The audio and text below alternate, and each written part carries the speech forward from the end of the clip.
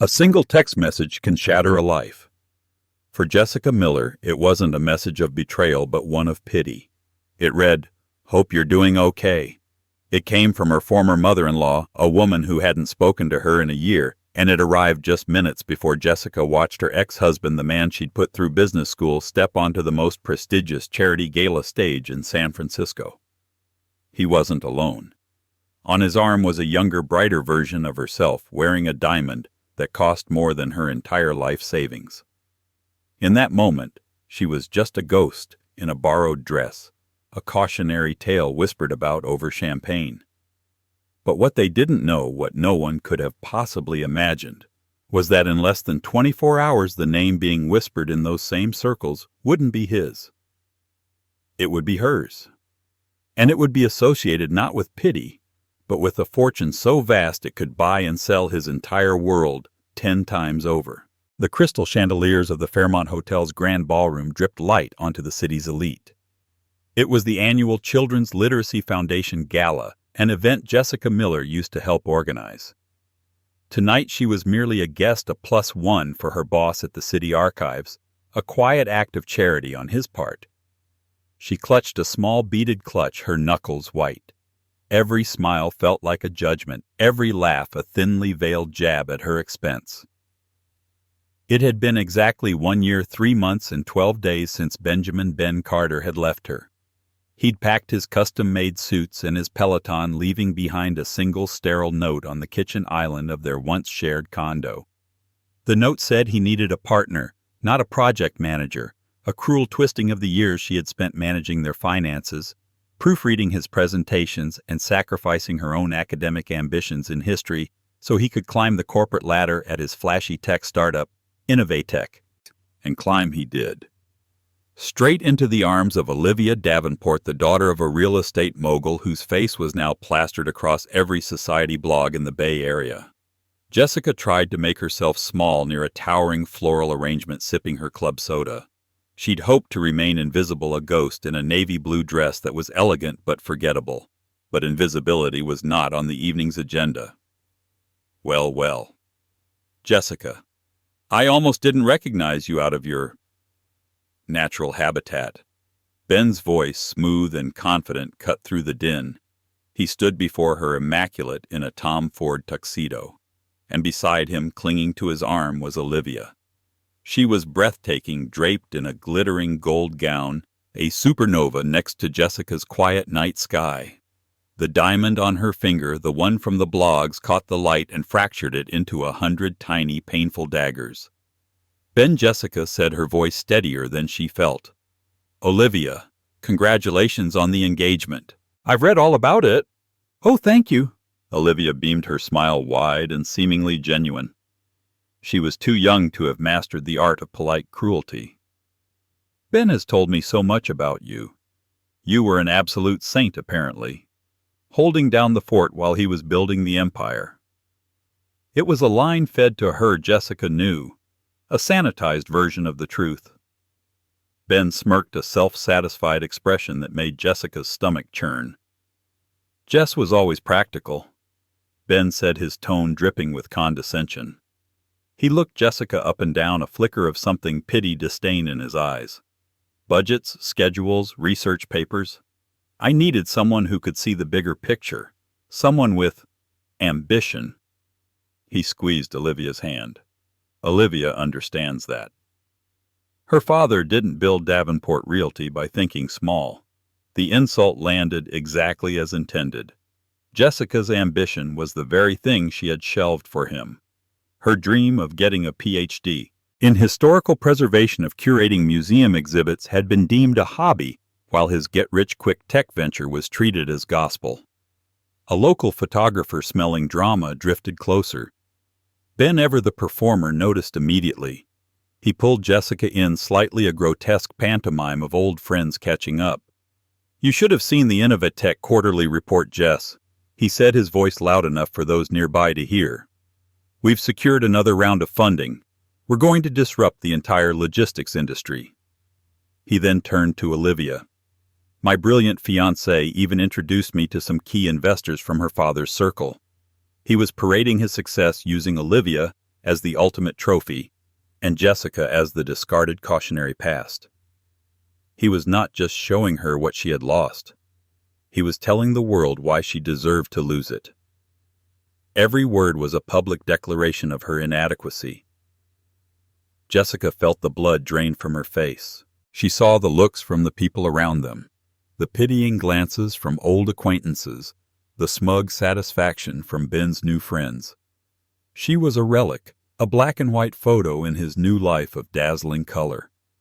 "That's wonderful for you, Ben," she managed, her throat tight.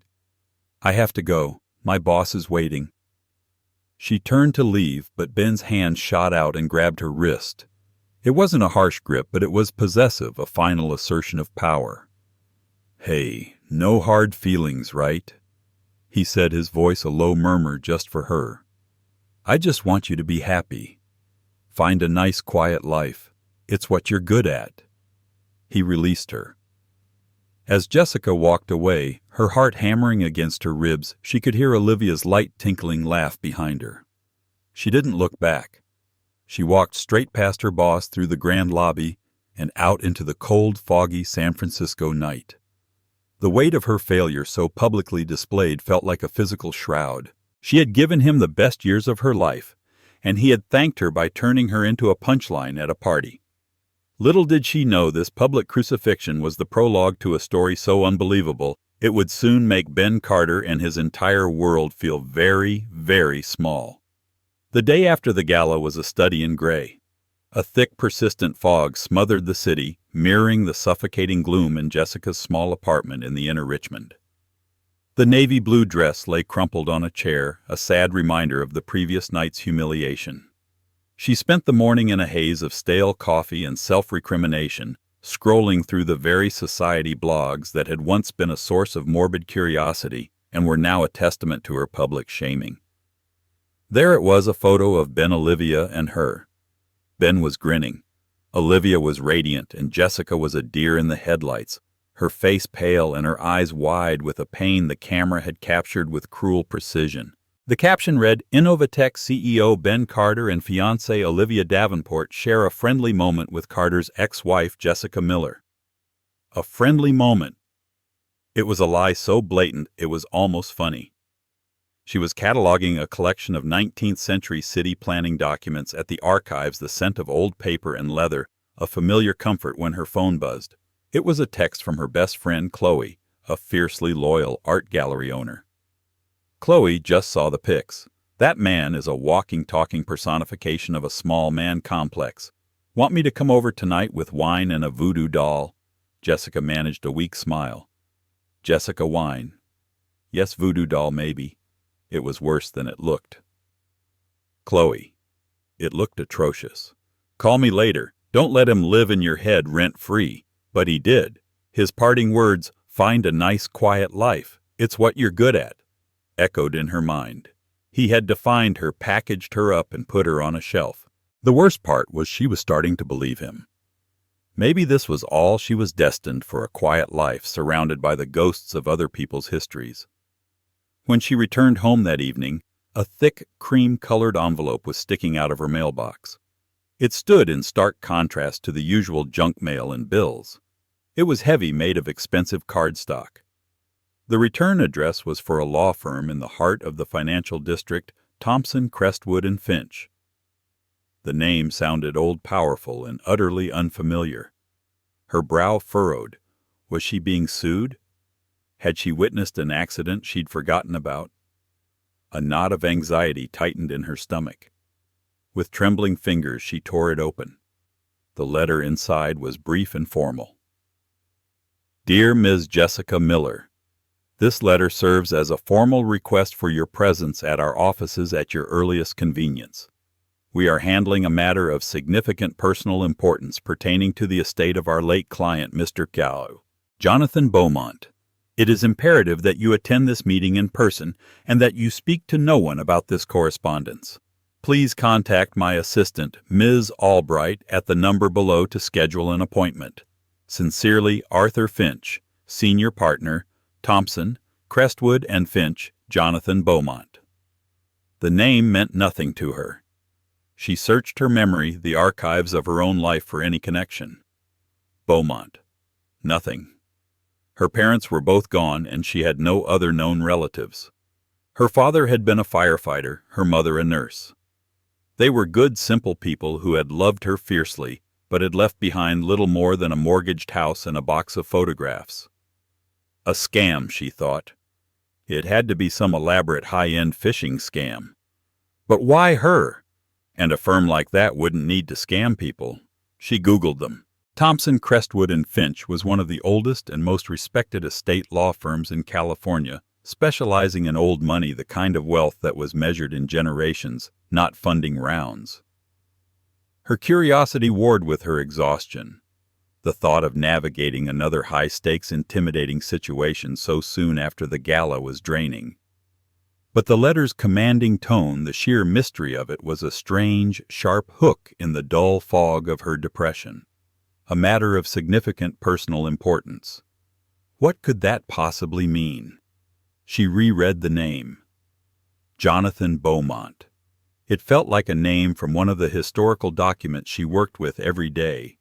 A railroad baron, a shipping magnate, a name etched onto the cornerstone of a forgotten building. That night she couldn't sleep. The humiliation of the gala faded, replaced by a restless, nervous energy. Who was this man? And what could he possibly have to do with her? It was a puzzle, and her archivist's mind, trained to find connections and uncover hidden narratives, couldn't let it go. The next morning, driven by a force she didn't quite understand, perhaps it was just the need for something to happen, something to break the bleak inertia of her life, she picked up the phone. "Ms. Albright, please. This is Jessica Miller. I'm calling in reference to a letter from Mr. Finch." A crisp, professional voice on the other end responded. "Of course, Ms. Miller. Mr. Finch has been expecting your call. He can see you this afternoon at 3 o'clock. Will that be suitable?" "Yes," Jessica heard herself say, her voice betraying a hint of the tremor she felt inside. 3 o'clock will be fine." As she hung up, she looked around her small, quiet apartment. It was her sanctuary, but it was also her cage. Ben was right. Her life was small. But as she prepared to walk into the lion's den of the financial district to meet a man she'd never heard of about a dead man she didn't know, a tiny, unfamiliar spark flickered within her. It wasn't hope, not yet. It was just the thrilling, terrifying possibility of the unknown. The offices of Thompson, Crestwood & Finch were on the 50th floor of the Transamerica Pyramid, a location that was itself a statement of enduring power. The reception area was a cathedral of quiet wealth. Dark mahogany walls were adorned with oil paintings of severe-looking men. The air smelled of old leather and floor polish, and the only sound was the hushed ticking of a grandfather clock in the corner. It was a world away from the frantic, open-plan chaos of Ben's startup. This was money that didn't need to scream. Jessica gave her name to the receptionist, who regarded her with a polite but thorough appraisal. Jessica had worn her best blazer, a simple but well-cut piece she'd bought for her M.A. thesis defense years ago. Still, she felt like an imposter. A moment later, a man in his late 60s with a mane of silver hair and a perfectly tailored gray suit emerged from a set of double doors. "Ms. Miller, I am Arthur Finch. Thank you for coming on such short notice. Please follow me." His voice was exactly as she'd imagined, deep, resonant, and devoid of unnecessary emotion. He led her down a long, carpeted hallway to a corner office with a breathtaking view of the Golden Gate Bridge shrouded in its iconic fog. Books lined every wall, not for decoration, but with the cracked spines and faded gold leaf of constant use. Mr. Finch gestured for her to sit in one of the plush leather armchairs facing his immense oak desk. He sat opposite her, folded his hands, and fixed her with a pair of piercing blue eyes. "Ms. Miller," he began, "I will not waste your time with pleasantries. I was the personal attorney confidant, and I suppose the only friend of Jonathan Beaumont for over 40 years. He passed away last week at the age of 92. Jessica nodded, unsure of what to say. "I'm sorry for your loss. But, Mr. Finch, I have to be honest. I have no idea who Mr. Beaumont was. I believe there must be a mistake." Mr. Finch offered a thin, sad smile. "There is no mistake. Jonathan was a man who valued his privacy above all else. He cultivated anonymity as other men cultivate gardens. But he knew exactly who you were. He followed your life from a distance. He has photos of your high school graduation, your wedding, even a newspaper clipping about your work at the city archives." A cold unease crept up Jessica's spine. "He stalked me." "No," Mr. Finch said gently. "He watched over you. You see, Jonathan Beaumont was your maternal grandfather." The statement hung in the air, so dense and heavy it seemed to suck the oxygen from the room. Jessica stared at him, her mind racing, trying to connect impossible dots. "That's not possible," she whispered. "My mother's parents died in a car crash before I was born. That's what she told me. That's what my father always said." "What your mother told you was a story," Mr. Finch explained, his voice softening with something akin to pity. "A story born of pain and pride. Your grandmother Genevieve Beaumont did pass away when your mother was young, but Jonathan was very much alive. Your mother Catherine was his only child, his entire world. But she fell in love with a man he didn't approve of, your father, a firefighter. A good, honorable man by all accounts, but not from the world Jonathan had envisioned for his daughter. They argued. Terrible things were said. She chose to leave to be disowned rather than give up the man she loved. She cut him out of her life completely, and in turn cut you off from him." Jessica felt dizzy. Her entire maternal history, a simple tragic story she had accepted without question, was a lie. A lie constructed to protect her, perhaps, but a lie nonetheless. "He never tried to contact her, to contact me. After your mother passed away, he reached out to your father once," Mr. Finch said. "But your father, loyal to your mother's memory and her wishes, respectfully declined any contact. So Jonathan respected that. He kept his distance. But he never stopped watching. He never stopped caring. It was his greatest regret, he told me, that he let his pride cost him his daughter and his only grandchild." Jessica was speechless, trying to process the ghost of a family she never knew she had. A grandfather, a powerful, reclusive man who had watched her life from the shadows. Mr. Finch slid a thick, leather-bound document across the desk. "Which brings us to why you are here. This is his last will and testament. Jonathan was a man of considerable means. He was the sole owner of Beaumont Holdings." The name was vaguely familiar. Jessica had seen it on the side of shipping containers and on commercial real estate signs in the financial district. "I thought that was a public company." "He took it private 30 years ago. He hated Wall Street. He preferred to operate without scrutiny." Mr. Finch paused, letting the weight of his next words settle. "Beaumont Holdings encompasses a global logistics and shipping network, a commercial real estate portfolio valued in the low 9 figures, a private art collection that would make a museum curator weep, and various other assets.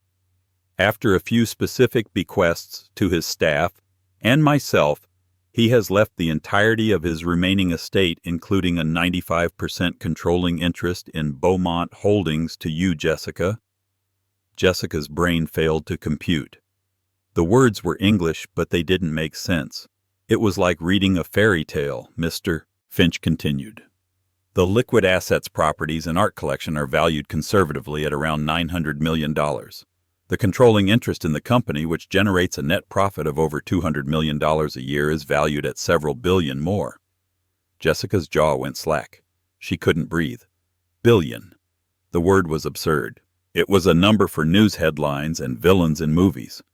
It was not a number that had anything to do with her, Jessica Miller, who worried about her car insurance payments and bought her coffee with a rewards card. I don't understand," she stammered. "He believed that blood was the only thing that mattered in the end," Mr. Finch said. "And you are his only blood." He then cleared his throat. "However, there is one significant condition. A stipulation." Of course there was. It couldn't be that simple. Jonathan did not believe in idle wealth. He despised the trust fund children of his peers. He believed that to be worthy of the empire he built, one must understand it, lead it. The will stipulates that for you to inherit, you must assume his position as chairperson of the board of Beaumont Holdings. You must actively serve in that role for a minimum of 1 calendar year.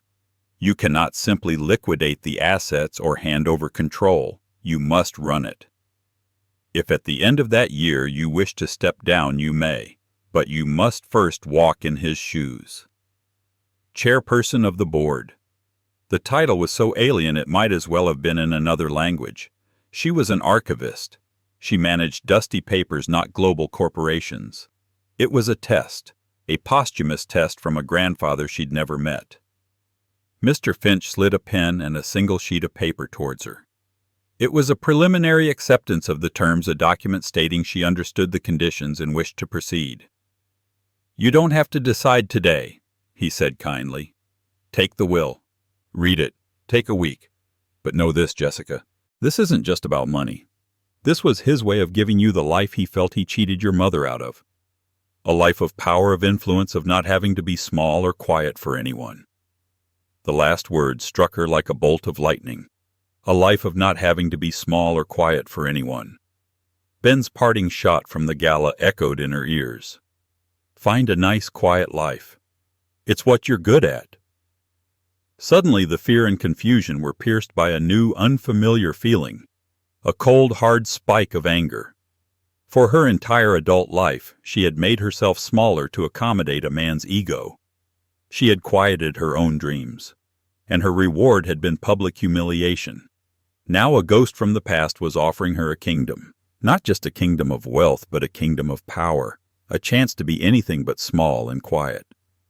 Her hand, which had been trembling, was suddenly steady. She looked Mr. Finch directly in the eye, the view of the city and its infinite possibilities stretching out behind him. She picked up the pen. "I don't need a week," she said, her voice clear and firm. And she signed her name. Leaving the Transamerica Pyramid felt like stepping onto a different planet. The city streets were the same. The cable cars still rattled, but Jessica's perception of it all had been fundamentally altered. An hour ago, she was a woman struggling to pay her rent. Now the buildings she walked past were just assets numbers on a balance sheet she technically owned. The world had tilted on its axis, and she was struggling to find her footing. She sat in her car for 20 minutes, the heavy, leather-bound copy of the will on the passenger seat like a sacred, terrifying text. Billion. The word still felt unreal, a typo in the story of her life. She drove home in a daze, her mind a whirlwind of thoughts about her mother, a grandfather she'd never known, and the impossible, crushing weight of his legacy. The first person she called was Chloe. "You're not going to believe this," Jessica started, and for the next 20 minutes she recounted the meeting with Mr. Finch. There was a long silence on the other end of the line. "Jess?" Chloe finally said, her voice a mix of awe and disbelief. "So, let me get this straight. The man who basically called you a boring nobody less than 48 hours ago is now, for all intents and purposes, poorer than your freaking gardener will be." Hearing it put so bluntly sent a hysterical giggle bubbling up in Jessica's chest. "I don't have a gardener." "You will. You'll have a gardener and a chef and someone to professionally hate-watch your ex-husband's life for you." "Oh my God, Jess. This is poetic justice on a level I didn't know existed." The conversation with Chloe grounded her. It made the absurd situation feel a tiny bit more real. But the true aftershock of the day's earthquake was yet to come. News of this magnitude does not stay secret for long in a city built on information and gossip. The transfer of a controlling interest in a behemoth like Beaumont Holdings, even a private one, triggers legal and financial filings. While Mr. Finch had kept it as quiet as possible, a tremor was moving through the city's financial circles. By the next morning, the Wall Street Journal had a short but explosive story on its website. Reclusive billionaire Jonathan Beaumont dead at 92. Granddaughter Jessica Miller named sole heir and new chair. Jessica saw it when she woke up. Her phone, which usually had a few notifications, had dozens. Texts from people she hadn't heard from in years. Missed calls from unknown numbers. It was terrifying. She turned it on silent. Meanwhile, across town in the glass and steel offices of Innovatech, Ben Carter was in the middle of a tense meeting with his investors. Their second-round funding was contingent on landing a major logistics partner. They were struggling. The big players were wary of his unproven technology. He was projecting confidence, waving his hands and throwing out buzzwords like synergy and paradigm shift when his phone buzzed insistently on the table. It was his CFO. He ignored it. A minute later it buzzed again, and again. Annoyed, he finally glanced at the screen. There was a text message with a link to the Wall Street Journal article. He clicked it, his expression shifting from irritation to confusion as he read the headline. Jessica Miller. It had to be a different Jessica Miller. His Jessica Miller cataloged old maps.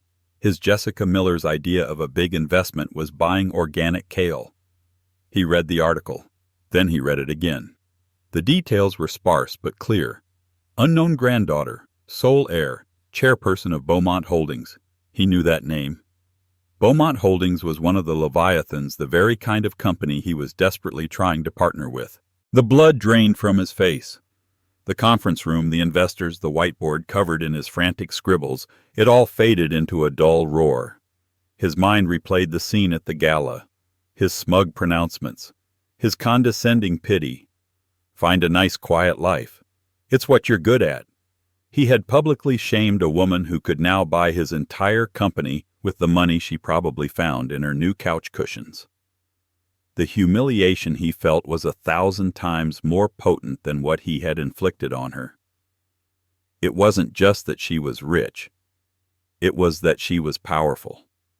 She was now the chairperson of a major corporation, while he was still essentially a glorified beggar with a PowerPoint presentation. He abruptly ended the meeting, mumbling something about a family emergency. He locked himself in his office, his hands shaking. His first instinct was disbelief. This was a cosmic joke. His second was rage. How dare she? How dare this happen to her? It was unearned. It was a lottery ticket. He had worked for his success. He had built his company from the ground up with her unpaid labor as the foundation, a fact he conveniently ignored. His third and most potent instinct was calculation. He scrolled through his phone and found her number. He hesitated. What could he even say? Then desperation took over. He typed out a text. Ben Jess, I just saw the news. Is this real? He waited. 5 minutes passed. No reply. He sent another. Ben, this is insane. In a good way, I'm so happy for you. We need to talk. Still nothing. The silence from her was a wall he couldn't penetrate. He tried calling. It went straight to voicemail. She had blocked him. The reality hit him. She had cut him off. The quiet, accommodating Jessica he knew was gone, replaced by a silent, inaccessible fortress of wealth. He began to pace his office like a caged animal. His mind, always scheming, began to churn. She couldn't do this. He was part of her story. He had shaped her for better or worse. Her past was entwined with his. In his deeply narcissistic worldview, her success was in some twisted way connected to him. It was a resource, and he needed resources. He thought back on their marriage, their shared accounts, their joint tax returns, the business plans they had idly discussed over dinner. There had to be something, an angle, a loose thread he could pull on. At the same time, Olivia Davenport was having brunch with her friends. Her phone lit up with the same news alerts. She read the article, her perfectly sculpted eyebrows rising in astonishment. She remembered the pale, sad woman from the gala. She had felt a pang of pity for her then. Now that pity was curdling into something else, a strange mix of intimidation and dawning suspicion. She looked at the diamond on her own finger, a jewel that had seemed so magnificent 2 days ago. it suddenly felt a little smaller, a little less bright. She remembered the venom in Ben's voice when he'd spoken to Jessica, the absolute certainty with which he had dismissed her. Had he really not known, or was his judgment, the very thing she found so attractive, fundamentally flawed? The aftershock had hit. Ben Carter had built his life on the idea that he was the smartest man in any room, but in the space of a single news cycle he had been made to look like a fool. And a fool with a wounded ego is a very dangerous man indeed. Jessica's first day as chairperson of Beaumont Holdings was less a coronation and more a trial by fire. Dressed in a charcoal gray suit chosen by a personal shopper Mr. Finch had insisted on, she felt like a child playing dress-up in her mother's clothes. The suit was armor, but beneath it her heart hammered a nervous rhythm against her ribs. The Beaumont Holdings headquarters occupied the top 10 floors of its own skyscraper, a sleek, imposing tower of black glass and steel that loomed over the Embarcadero. As she stepped out of the private elevator into the executive suite, she was met by a phalanx of stone-faced individuals. This was the board. Mr. Finch was by her side, a steady, calming presence. He made the introductions. There was Philip Grant, the CEO, a man with a ruthlessly lean build and the predatory stillness of a hawk. He had been with the company for 30 years, working his way up from the loading docks, and it was an open secret that he had expected to be given control upon Jonathan Beaumont's death. His handshake was firm, but his eyes were cold chips of ice. He saw her not as a leader, but as an obstacle. There was Beatrice Shaw, the CFO, a woman who seemed to calculate the worth of everything she looked at, including Jessica. The others were a blur of expensive suits and wary expressions, heads of legal operations and global strategy. They were all Jonathan Beaumont's people, fiercely loyal to his memory and deeply skeptical of the archivist who had appeared out of nowhere to take his throne. The boardroom was an intimidating space. A single massive slab of polished granite served as the table, surrounded by high-backed leather chairs. One wall was a floor-to-ceiling window offering a panoramic view of the San Francisco Bay, a view of the ships and ports that formed the bedrock of the Beaumont Empire. At the head of the table was a larger, more ornate chair. Her chair. Taking her seat felt like a monumental act. She could feel their collective gaze on her, dissecting her, waiting for her to fail. Philip Grant kicked off the meeting. "Ms. Miller," he began, his voice smooth but edged with steel. "While we welcome you to the company, we are in the middle of several time-sensitive and highly complex negotiations. Perhaps it would be most efficient if Mr. Finch were to walk you through the basics of our operations privately, while the existing executive team continues to manage the day-to-day." It was a clear power play. He was attempting to sideline her from the very start to relegate her to a ceremonial role while he ran the show. The old Jessica would have acquiesced. She would have apologized for being in the way and agreed that it was the most sensible option. But the memory of Ben's smirk and the weight of her grandfather's legacy fueled a new steely resolve. "Thank you for the suggestion, Mr. Grant," she said, her voice even and clear, surprising even herself. "However, my grandfather's will was explicit. I am to actively serve as chair. That means I need to understand every facet of this business, starting with these time-sensitive negotiations. Please bring me up to speed." A flicker of surprise and then annoyance crossed Philip's face. The other board members shifted uncomfortably. Beatrice Shaw, the CFO, pushed a thick binder across the table towards her. "This is the briefing on the proposed acquisition of the Port of Oakland's primary logistics partner, a deal worth $200 million. She said, her tone implying that Jessica wouldn't understand a single page. For the next 2 hours, Jessica was inundated with a flood of information, a tsunami of acronyms, financial projections, and corporate jargon. EBITDA synergy, CapEx leveraging assets. It was a foreign language. She listened intently, taking notes, asking simple clarifying questions that she could tell they found rudimentary. She felt their impatience, their barely concealed contempt. She was drowning, and they were watching. She left the meeting feeling utterly defeated. The confidence she had scraped together that morning had evaporated. They were right. She was an imposter, a librarian in a shark tank. That evening she met Mr. Finch in her grandfather's old office, a magnificent space she had yet to occupy. It was preserved exactly as he had left it, filled with antique maps, maritime artifacts, and the faint scent of cigar smoke and old books. "It was a disaster," she confessed, sinking into a leather armchair. "They see me as a joke." Mr. Finch regarded her thoughtfully. "They see a stranger." Jonathan was a formidable man. His approval was hard-won. You must earn theirs, but do not try to be him. You cannot win on their field using their weapons. You must find your own. His words stuck with her. Find your own weapons. What were her weapons? She wasn't a ruthless CEO or a financial wizard. She was a historian, an archivist. Her skills were in research and finding patterns in the past and seeing the narrative hidden beneath the surface of things. For the next few days, she didn't go back to the boardroom. Instead, she asked for the key to her grandfather's private archives, a climate-controlled room adjacent to his office that no one had entered since his death. The board saw it as an abdication proof that she was retreating to what was comfortable. Let them, she thought. The room was a treasure trove. It was filled not with corporate reports but with Jonathan Beaumont's personal history, decades of handwritten journals, boxes of correspondence, blueprints for early projects, and annotated maps.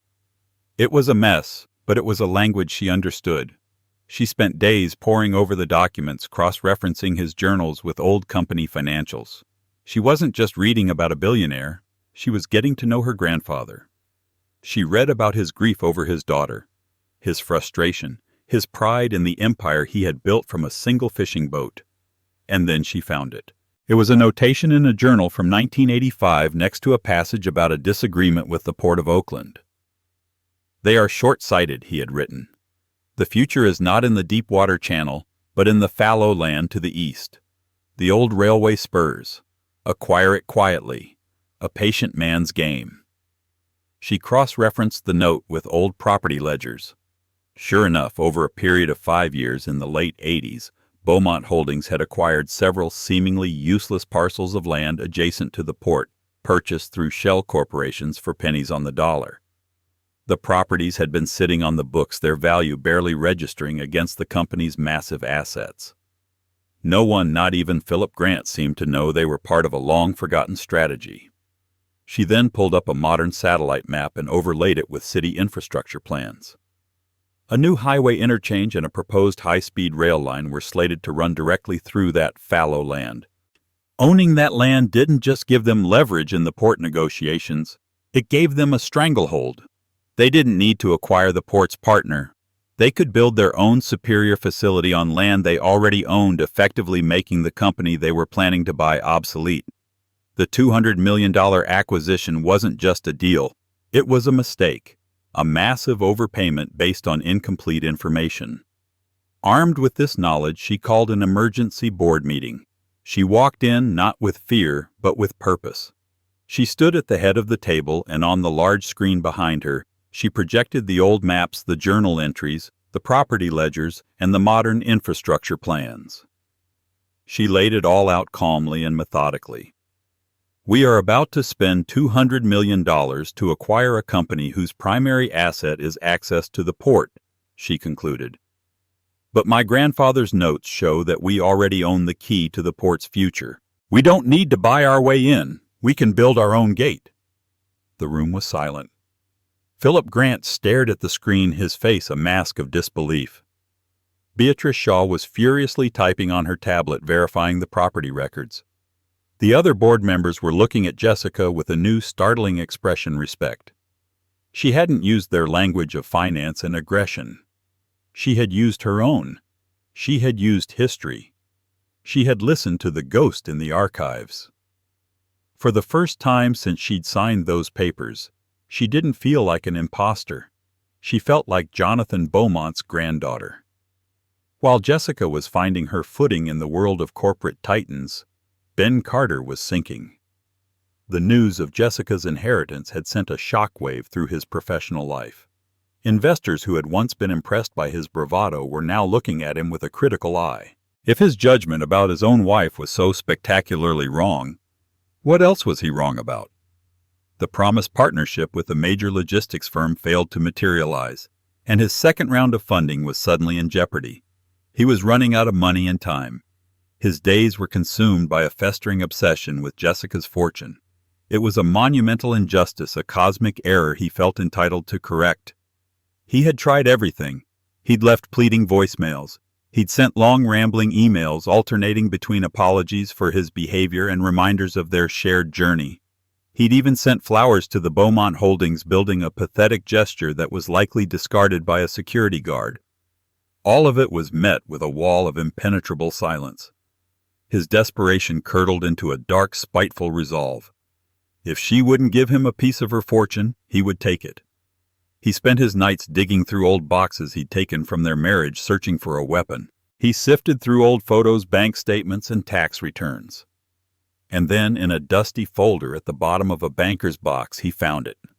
It was a slim business plan from early in their marriage for a venture they had nicknamed Package Perfect. It was Jessica's idea, born from her frustration with the inefficiency of museum artifact shipping.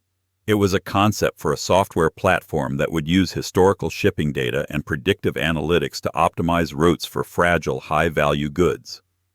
She had done the research, written the proposal. He had contributed the buzzwords and designed a logo. They had co-signed the initial exploratory LLC, filing a document that cost them $150, and which they had abandoned a few months later when he decided to pursue the bigger idea that became Innovatech. Innovatech was at its core a scaled-up, commercialized version of Jessica's original concept. He had stolen her idea, repackaged it, and sold it as his own genius. At the time, she had been his supportive wife, and it felt like a shared asset. Now it was his Achilles' heel, and he thought his golden ticket.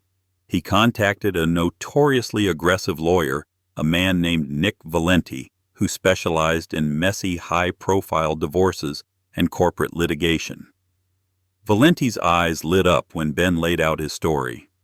The gambit was audacious and built on a foundation of lies. They would file a lawsuit against Jessica Miller. The claim that Innovatech was a joint marital enterprise, an evolution of the Package Perfect concept they had developed together. They would argue that her sudden massive inheritance constituted a change in material circumstances. During their marriage, they lacked the capital to pursue the venture to its full potential. Now she possessed that capital. Therefore, Ben was entitled to a significant portion of her inheritance as retroactive investment capital for the company they had built together. He wasn't just asking for a slice of her money, he was demanding half of her company. Beaumont Holdings arguing that its logistics empire was the perfect vehicle to finally realize their shared dream. It was a legal Hail Mary, flimsy and outrageous. But its purpose wasn't necessarily to win in court. Its purpose was to create chaos. It was a nuisance suit designed to drag Jessica's name through the mud, to paint her as a greedy ex-wife who had abandoned her partner the moment she struck gold. It was designed to entangle her in a messy public battle that would distract her, undermine her authority at Beaumont, and force her to the negotiating table just to make it go away. The day the lawsuit was filed, the media erupted. Valenti, a master of public relations, leaked the story to a prominent gossip site, which ran it with a sensational headline, "Tech CEO sues billionaire ex-wife. She stole my dream, and now she's stealing my future." The story was accompanied by carefully selected photos, Ben looking stressed and determined in his office. A smiling photo of him and Jessica from happier times. A copy of the co-signed Package Perfect LLC filing. Ben gave a gut-wrenching and completely fabricated interview, painting himself as the heartbroken visionary betrayed by the woman he had loved and supported. "I worked 100-hour weeks to build our dream," he claimed, his voice thick with false emotion. "Jessica was my partner in everything. All I'm asking for is what's fair. She has the resources now to make our original vision a reality, but she wants to cut me out to pretend I never existed. It's not just about the money. It's about the principle." The public narrative was set. To a world that didn't know the truth, it was a compelling story. A struggling entrepreneur versus a cold new money heiress. The comment sections online were a cesspool of misogyny and vitriol directed at Jessica. The news hit the boardroom at Beaumont Holdings like a grenade. Philip Grant convened an emergency meeting, his face a mask of grim satisfaction.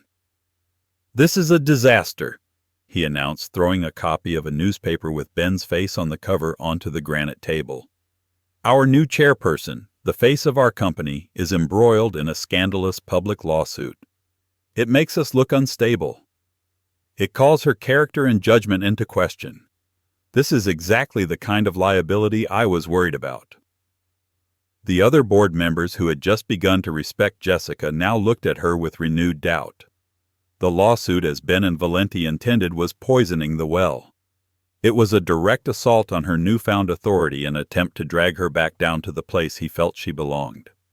Jessica sat at the head of the table, her face pale but her expression resolute. The personal betrayal was a knife in her gut. He hadn't just stolen her idea. He was now trying to steal her future using a twisted version of their past as his weapon.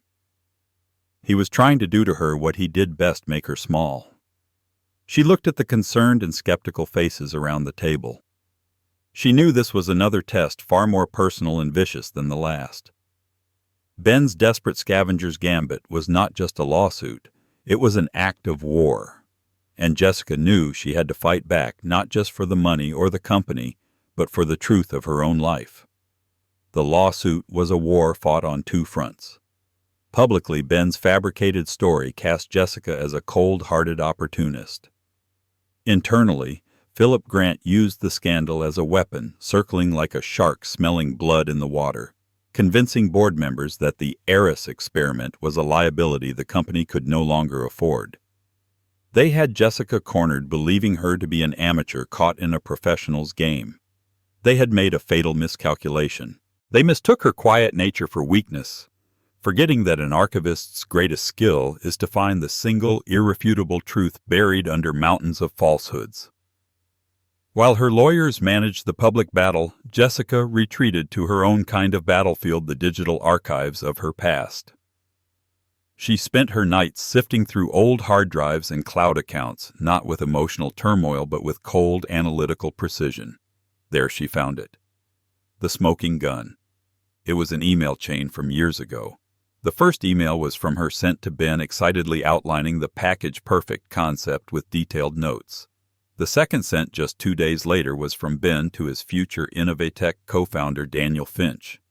He had forwarded her entire email, stripped her name from it, and written a single line above, "Check out this great idea I just had." It was an act of plagiarism so blatant, so arrogant, it was breathtaking.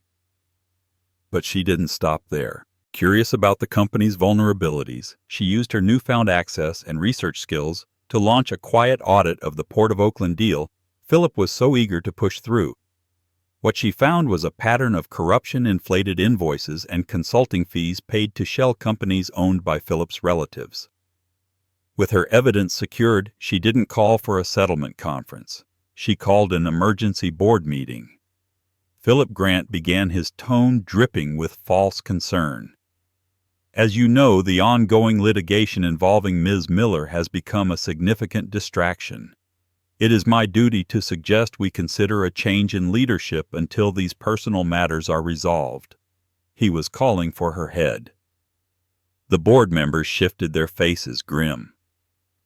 "Thank you, Philip," Jessica said, her voice cutting through the tension as she rose to her feet. "You're right. It's time to resolve all distractions, permanently." She projected the email chain onto the boardroom's main screen. The room fell silent as the story of Ben's theft unfolded in stark black and white.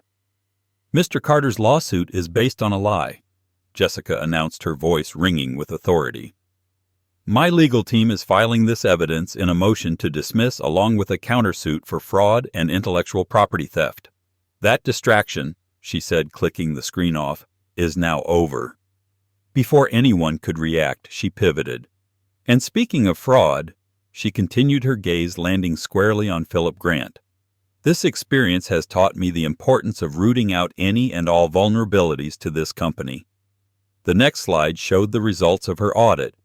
Invoices, bank transfers, a web of deceit proving Philip was embezzling millions. You used my legal battle as a smokescreen to rush through a deal that was enriching you personally. You are the liability, Philip. You are the distraction. The boardroom was stunned into silence. Philip's face was a mask of pure shock and fury. In one masterful, brutal stroke, Jessica had defended her name, exposed her ex-husband as a fraud, and unmasked the traitor in their midst. She had not only survived the war on two fronts, she had won it decisively. The board will now vote on the immediate termination of Mr. Grant's employment, she declared. The vote was unanimous. As security escorted a sputtering Philip from the room, the remaining board members looked at Jessica with a newfound profound respect. She was not the lucky inheritor. She was not the scorned ex-wife. She was the chairwoman who had protected their company with a skill and ruthlessness none of them had seen coming. Her reign had truly begun. And so the story of Jessica Miller is not one of luck, but of metamorphosis. It's a story about how the world can try to define you to put you in a box labeled pitiable, quiet, or less than. Jessica was handed a kingdom, but her real victory wasn't in the billions she inherited. It was in the strength she unearthed within herself. She transformed the quiet precision of an archivist into the sharpest weapon in a corporate boardroom. She proved that the greatest power isn't the money you have, but the integrity you refuse to surrender. Her ex-husband tried to write her final chapter as a tragedy, but she took the pen and wrote an epic of her own triumph. Her story is a powerful reminder that sometimes the most humiliating endings are just the disguised beginnings of our most extraordinary journeys.